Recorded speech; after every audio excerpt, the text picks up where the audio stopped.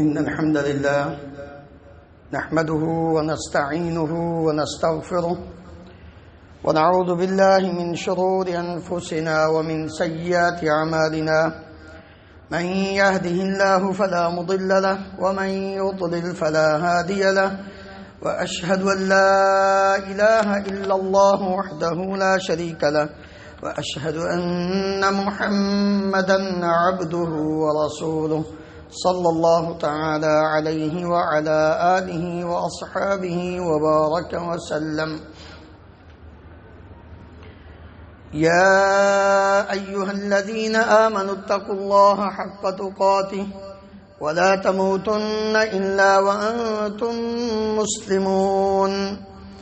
يا أيها الناس اتقوا ربكم الذي خلقكم من نفس واحدة وخلق منها زوجها وبث منهما رجالا كثيرا ونساء واتقوا الله الذي تساءلون به والأرحام إن الله كان عليكم رقيبا.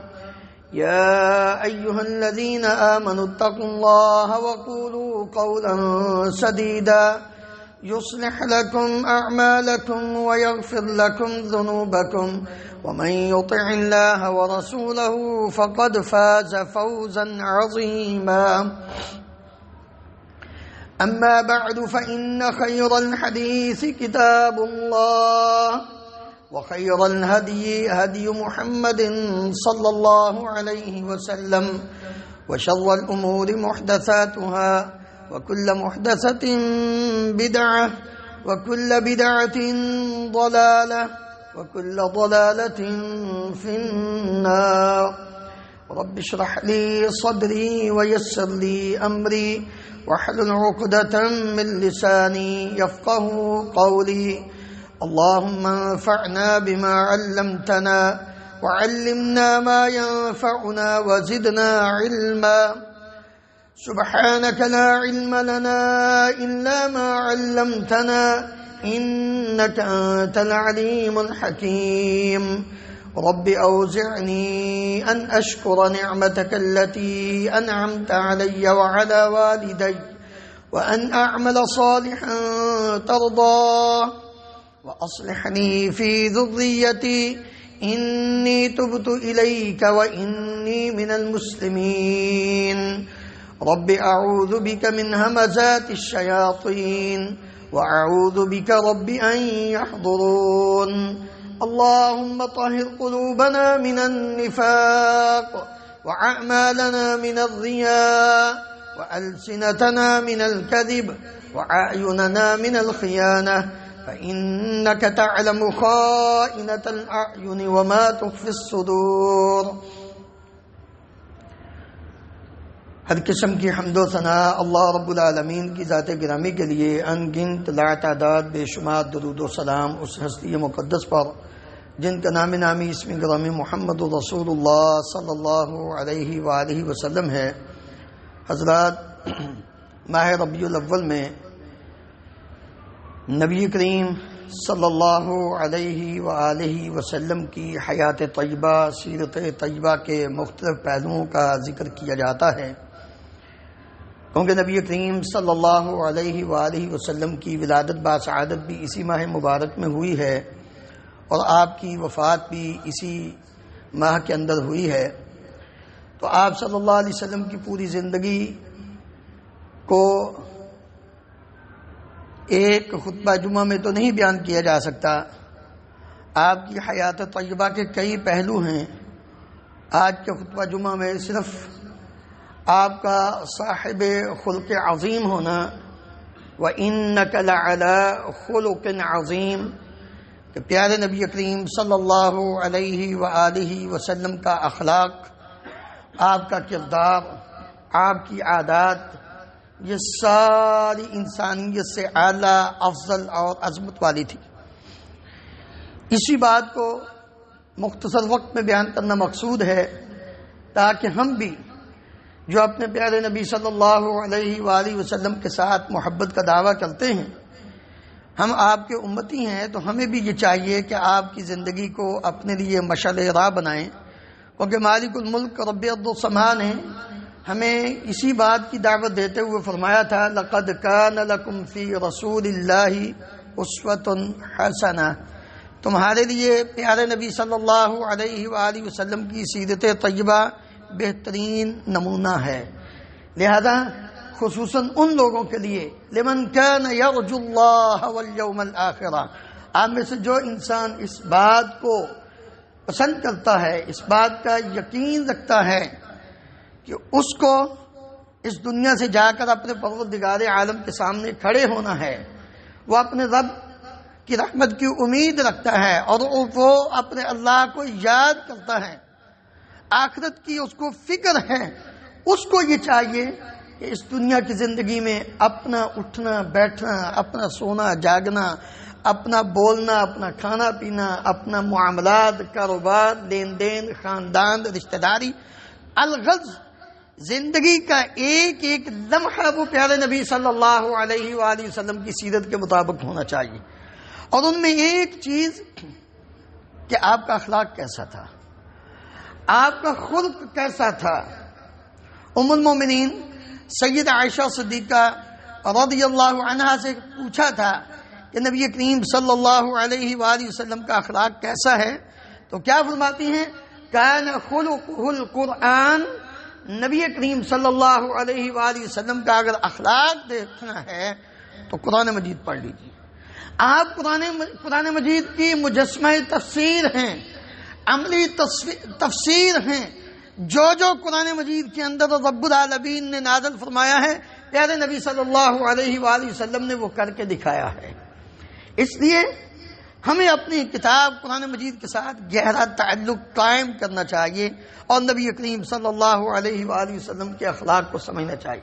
یہاں ایک غلطی، اس کا ازالہ سمجھنے کے لیے بات کرتے وقت بسا اوقات انسان لفظ یہ اخلاق کی بجائے اخلاق بولتے ہیں، اخلاق کی بجائے اخلاق حمزے کی زیر کے ساتھ بولتے ہیں، یہ غلط ہے، یہ اخلاق نہیں، لفظ اخلاق ہے۔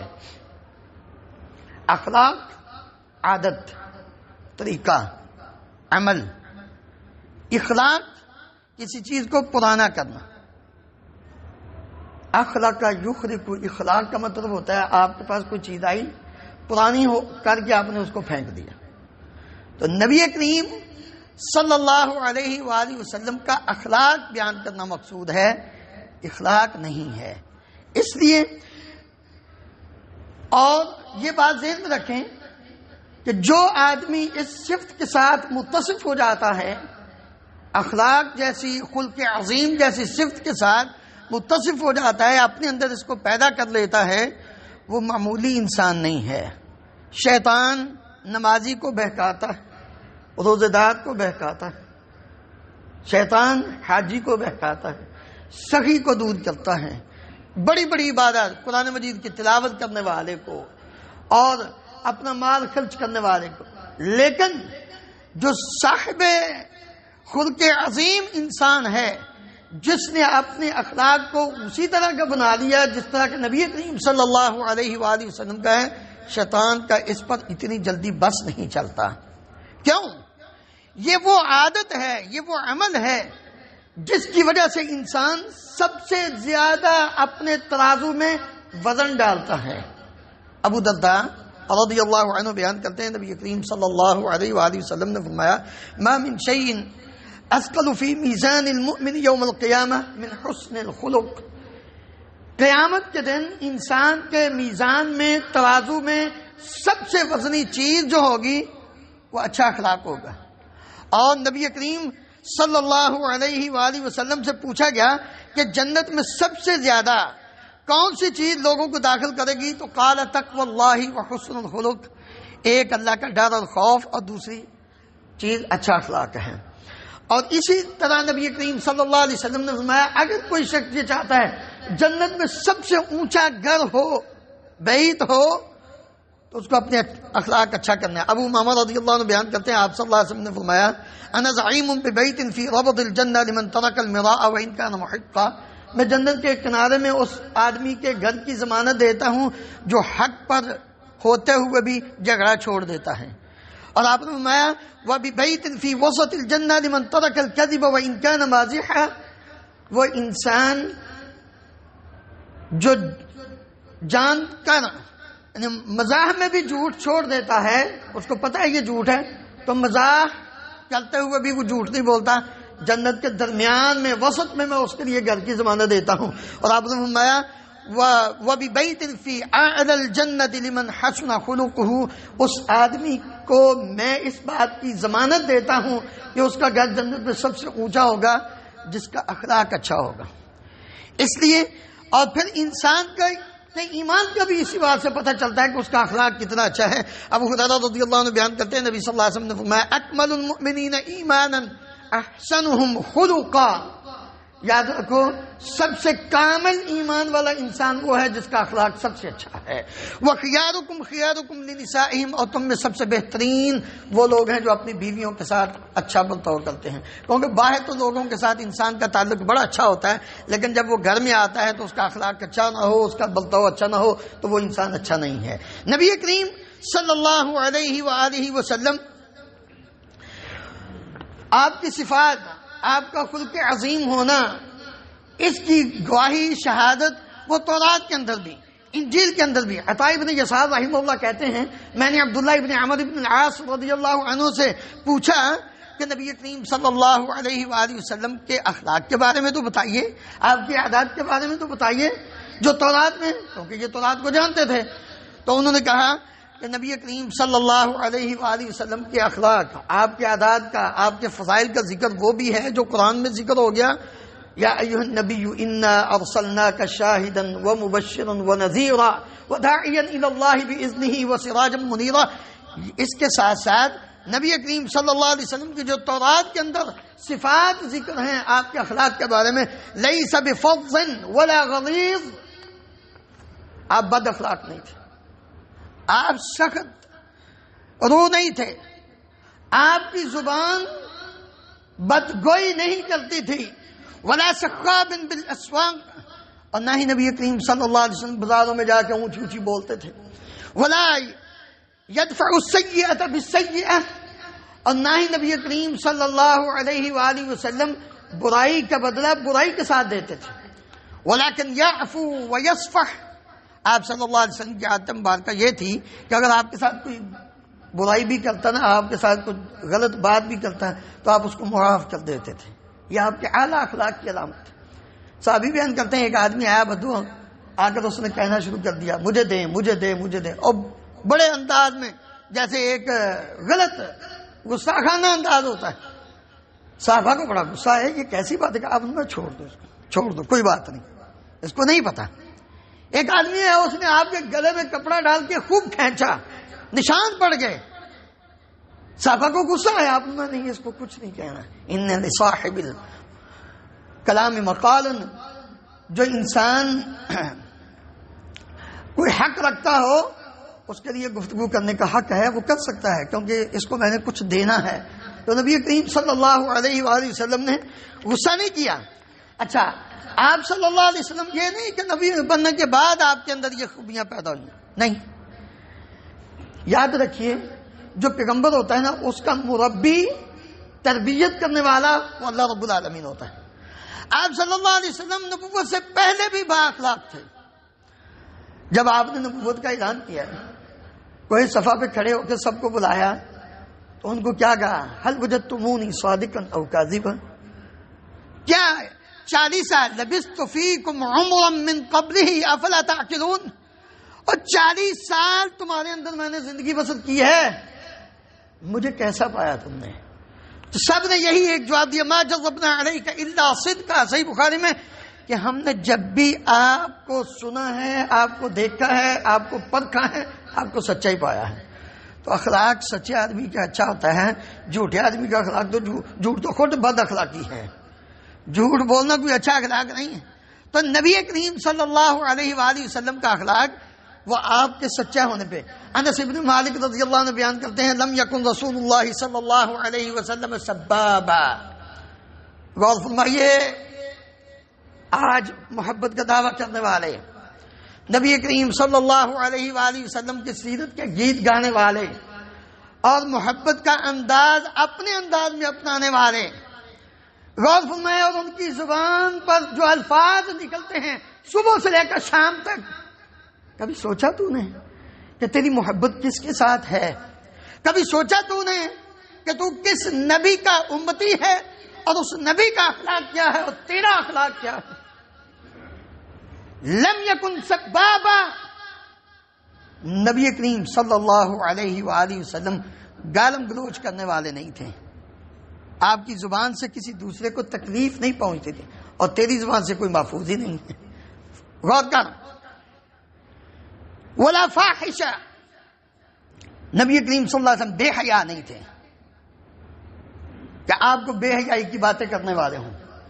ولا لعانہ، نبی کریم صلی اللہ علیہ وسلم لعنتی نہیں تھے، لعنت کرنے والے نہیں تھے دوسروں پر۔ کان یقول لأحدنا عند المعتبته ما له قرب جبینہ، بڑا غصہ آتا نا نبی صلی اللہ علیہ وسلم کو اگر کسی کی بات پر، تو آپ اتنے کہتے کیا ہو گیا اس کو، اس کی پیشانی خاک آلود ہو، بس اتنی سی بات، قرب جبینہ، بس اتنی بات۔ نبی صلی اللہ علیہ وسلم اس کو گالی یا اس کے متعلق بد گوئی الفاظ اپنی زبان سے ایسے نہیں نکالتے تھے جس سے بےہودگی اور بے حیائی کے الفاظ نکلتے ہوں۔ صفیہ بنت حیی رضی اللہ عنہ بیان کرتی ہیں، ما رأیت احدا احسن خلقا من رسول اللہ صلی اللہ علیہ وسلم، میں نے نبی کریم صلی اللہ علیہ وآلہ وسلم سے بڑھ کر اچھے اخلاق کا مالک کسی کو نہیں دیکھا۔ اس لیے میرے محترم بھائیو، ہمیں اس بات کی طرف توجہ کرنی چاہیے کہ ہم جس نبی کی سیرت کا مطالعہ کرتے ہیں، جس نبی کی سیرت کو سنتے اور پڑھتے ہیں، اپنے آپ کو اسی طرح کے بنانے کی کوشش کیجیے۔ نبی کریم صلی اللہ علیہ وآلہ وسلم کے اخلاق کی ایک علامت کہ آپ جود و سخا، اللہ اکبر، اس میں بھی سب سے آگے ہوتے تھے۔ ایک عورت چادر لے کر آئی، نبی کریم صلی اللہ علیہ وسلم کو گفٹ دی، آپ نے اوپر لے دی۔ ایک صحابی نے دیکھا، کہنے لگے یا رسول اللہ، آپ کے اوپر یہ کتنی اچھی چادر لگ رہی ہے، آپ یہ مجھے دے دیں۔ آپ صلی اللہ علیہ وسلم کو حالانکہ ضرورت تھی اس چادر کی، آپ نے فوراً وہ چادر اتاری، آپ نے اس صحابی کو دے دی۔ دوسروں نے اس کو ڈانٹا، تجھے پتہ بھی ہے کہ نبی صلی اللہ علیہ وآلہ وسلم کو چادر کی ضرورت تھی، اور آپ کو یہ بھی پتہ ہے کہ آپ جب کوئی سوال کرتا تو اس کو رد نہیں کرتے تھے، دے دیتے تھے۔ اس نے کہا بات تو آپ کی ٹھیک ہے، لیکن رجوت برکتہا حین لبسها النبی صلی اللہ علیہ وسلم لعلی اکفن فیہا، میں تو اس چادر کی برکت اپنے پاس سمیٹنا چاہتا تھا کہ جب میں نے یہ دیکھ لیا کہ نبی صلی اللہ علیہ وسلم نے اس کو پہن لیا ہے، وہ آپ کے جسم مبارک کے ساتھ یہ چادر لگ گئی ہے، میں یہ چاہتا ہوں کہ یہ چادر اپنے پاس رکھ لوں اور اسی میں اپنے ورثاء کو کہوں جب فوت ہو جاؤں تو مجھے کفن دے دینا۔ صحابہ اس طرح کی نبی صلی اللہ علیہ وسلم کی، اسی طرح آپ، اللہ اکبر، امام الانبیاء ہیں، امام سید الاولین والآخرین، نبی کریم صلی اللہ علیہ وسلم کا مقام و مرتبہ بعد از خدا بزرگ توئی قصہ مختصر، اللہ تعالیٰ کے بعد مخلوق میں سب سے اونچا مقام ہے تو نبی کریم صلی اللہ علیہ وسلم کا۔ آج کسی کو عہدہ مل جائے تو وہ دوسروں کو اپنے قریب بھی نہیں آنے دیتا۔ نبی کریم صلی اللہ علیہ وسلم ایسے نہیں تھے۔ آپ کے پاس جب کوئی جیسا انسان، وہ غلام ہو، وہ عورت ہو، وہ لونڈی ہو، وہ مرد ہو، وہ کوئی بھی ہو، جب چاہتا آپ سے آ کے ملاقات کر لیتا۔ اب ہمارے سیکٹری ہماری جان نہیں چھوڑتے، وہی نہیں آگے جانے دیتے۔ افیسر کے پاس جانا ہو تو سیکٹری نہیں جانے دیتے۔ پھر اس پر ظلم یہ کہ رشوت شروع ہو گئی، پیسہ دو گے تو آگے جانا ہے، یہ حالت ہوگی ہماری۔ نبی کریم صلی اللہ علیہ وسلم اونچا مقام، لیکن کوئی سیکٹری نہیں، کوئی رکاوٹ نہیں، بلکہ آپ اتنے عاجز، عاجزی اور انکساری منکسر المزاج تھے، خود اپنے پروردگار سے پتہ کیا دعا کرتے ہیں، اللہم احینی مسکینا وامتنی مسکینا واحشرنی فی زمرۃ المساکین۔ ایک دن ام المومنین عائشہ رضی اللہ عنہا نے یہ دعا سنی ہے، عرض کرتی ہیں یا رسول اللہ، آپ کو اللہ تعالیٰ نے اتنا اونچا مقام دیا، آپ یہ کیا دعا کرتے ہیں؟ نبی صلی اللہ علیہ وسلم فرماتے ہیں عائشہ تجھے نہیں پتا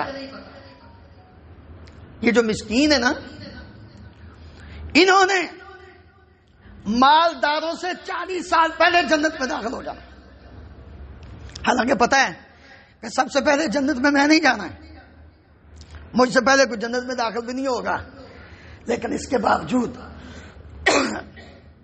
نبی صلی اللہ علیہ وآلہ وسلم اپنے آپ کو بڑا نہیں سمجھتے تھے، بلکہ اپنے آپ کو عاجزی اور انکساری کے ساتھ یہ اخلاق کی اونچی مثال آپ صلی اللہ علیہ وآلہ وسلم نے پیش کی ہے۔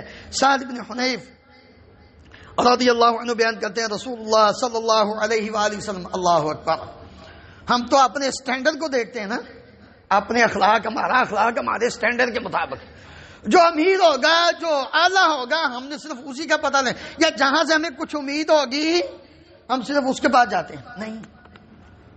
سعد رضی اللہ عنہ کہتے ہیں رسول اللہ صلی اللہ علیہ وسلم یأتی ضعفاء المسلمین ویزورہم، نبی صلی اللہ علیہ وسلم مساکین کے پاس، کمزور مسلمانوں کے پاس جاتے تھے، ان کی زیارت کرتے تھے، ویعود مرضاہم، ان کے بیماروں کی عیادت کرتے تھے، ویشہد جنائزہم، اور ان کے جو آدمی فوت ہو جاتے جا کے ان کی نماز جنازہ بھی پڑھاتے تھے۔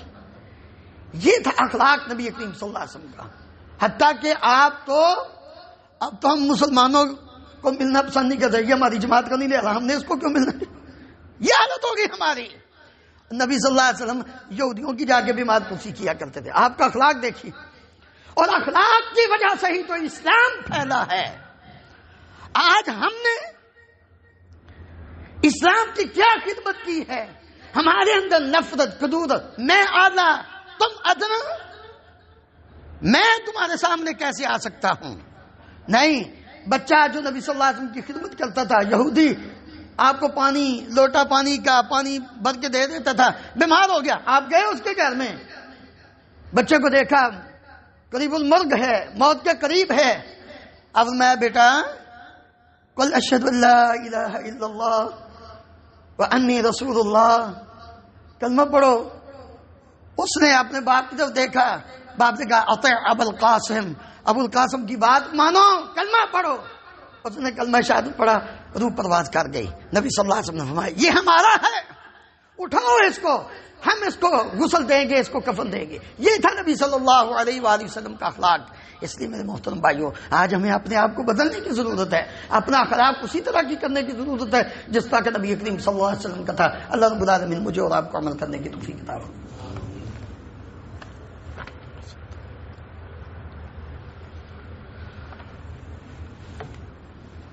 إن الحمد لله نحمده ونستعينه ونستغفره ونعوذ بالله من شرور أنفسنا ومن سيئات أعمالنا، من يهده الله فلا مضل له ومن يضلل فلا هادي له، وأشهد أن لا إله إلا الله وحده لا شريك له، وأشهد أن محمدا عبده ورسوله صلى الله تعالى عليه وعلى آله وأصحابه وبارك وسلم۔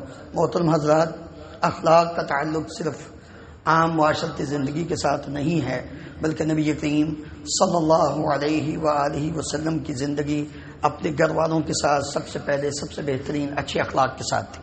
ام المومنین سیدہ عائشہ صدیقہ رضی اللہ عنہا بیان کرتی ہیں کان فی محنت اہلہ فاذا حضرت الصلاۃ قام الی الصلاۃ، نبی کریم صلی اللہ علیہ وآلہ وسلم اپنے گھر والوں کے ساتھ ہاتھ بٹایا کرتے تھے، گھر کے کام کاج میں ان کی مدد کیا کرتے تھے۔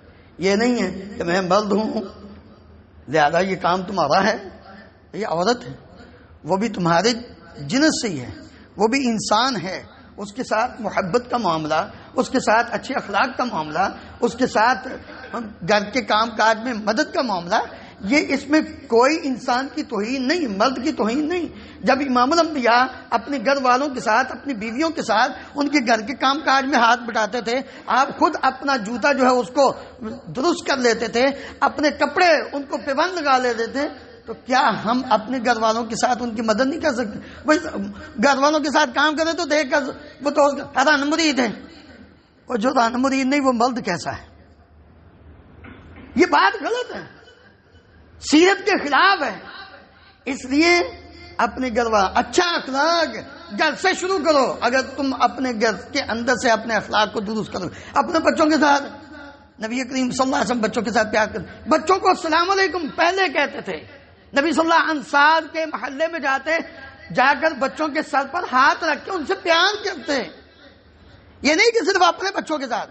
اور بعض لوگ تو اپنے بچوں کو اپنے قریب بھی نہیں آنے دیتے. بچے ڈرتے پھرتے ہیں, ابا گھر آ گیا تو اب کیا بنیں گے. نہیں, یہ اخلاق نہیں کہ لوگوں کے ساتھ بڑے خوش ہو کے ہنس ہنس کر, اور جب گھر میں جائے تو انسان ایسی اپنے ماتھے پر تیوٹ چڑھائے کہ گھر والے سمجھیں کہ گھر میں تھانے دار آ گئے ہیں, اب آرام سے جتنا ٹائم گھر میں ہے وقت گزار لو, ایسا نہ ہو کہ کام ہی خراب ہو جائے. نہیں میرے محترم بھائیو, نبی کریم صلی اللہ علیہ وآلہ وسلم کا اخلاق زندگی کے ہر شعبے میں, کاروبار دیکھ لیں, معاملات دیکھ لیں, خاندانی زندگی دیکھ لیں, گھریلو زندگی دیکھ لیں, کوئی جہاد کا پہلو دیکھ لیں, زندگی کا کوئی پہلو. وَإِنَّكَ لَعَلَىٰ خُلُقٍ عَظِيمٍ. نبی کریم صلی اللہ علیہ وآلہ وسلم کو یہ گارنٹی 2 قسمیں کھا کے اللہ رب العالمین نے عطا کی ہیں. اے پیارے پیغمبر علیہ الصلوۃ والسلام, آپ یقیناً صاحب خلق عظیم ہیں. اللہ تعالیٰ مجھے اور آپ کو نبی کریم صلی اللہ علیہ وآلہ وسلم جیسا اخلاق اپنے اندر پیدا کر کے زندگی بسر کرنے کی توفیق عطا فرمائے. ان اللہ وملائکتہ یصلون علی النبی یا ایھا الذین آمنوا صلوا علیہ وسلموا تسلیما. اللهم صل علی محمد وعلى آل محمد كما تحب وترضى.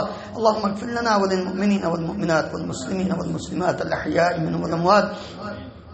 اللهم اشف مرضانا ومرضى المسلمين, اذهب الباس رب الناس, واشف انت الشافي لا شفاء الا شفاؤك شفاء لا يغادر سقما.